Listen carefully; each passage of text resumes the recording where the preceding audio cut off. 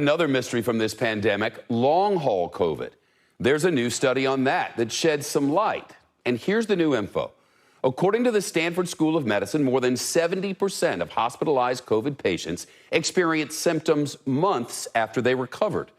The lingering effects vary. 40% say they experience lasting fatigue and exhaustion. 36% say they felt shortness of breath. And nearly 30% report experiencing insomnia.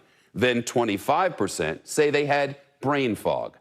3 months ago, CNBC's Andrea Day spoke to 3 long haulers. Tonight, she's checking back in to see how they're doing. All right, ready to go. Tyson Wrench is leaving Las Vegas. Have a little breakfast before we take off. Heading to New York City.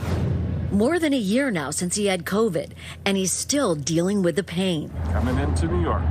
I have this stomach ache 24 hours a day, and it's just a constant reminder that this is something's still going on inside of me. He brought us along to see his doctor at Mount Sinai Center for Post-COVID Care. Just got through the health screening. It's one of the first clinics in the country to treat patients with lingering symptoms long after the virus is gone. How are you? Hello. We first met Tyson last year after COVID left the 47-year-old foodie struggling to eat. It's going to hurt, but I will eat it. I would spend mornings doubled over in bed just with a horrible stomach ache. Today, he's no longer doubled over in pain, but he's nowhere near back to normal. It's the feeling like I had a huge meal and went to bed and it didn't digest. It's horrible. My wish is that I would just be hungry again. Diane Washington had COVID 8 months ago. So this is my sleep couch. When we first met Diane, just walking up the stairs was almost impossible. Today, she's making it up on good days. I don't count on every day being able to go upstairs. And still dealing with a list of symptoms. I still have a hard time breathing. I still use oxygen at night. I still get tired. I still have brain fog. How close are you right now to your normal self? I'm nowhere close to my normal self. I'm far from it. This is where I spent the last year of my life.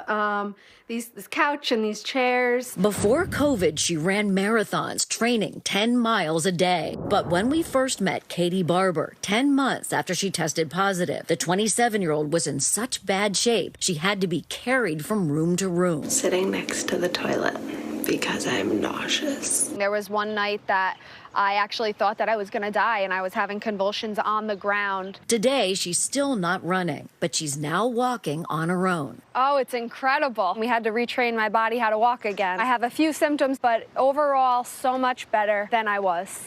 We checked back in with Mount Sinai's Dr. Zijin Chen. What is the one thing that's baffling you right now?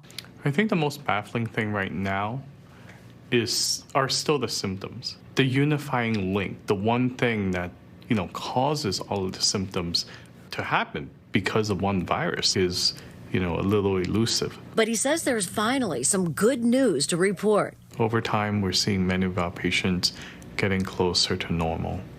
And our hope is that we can get everybody there.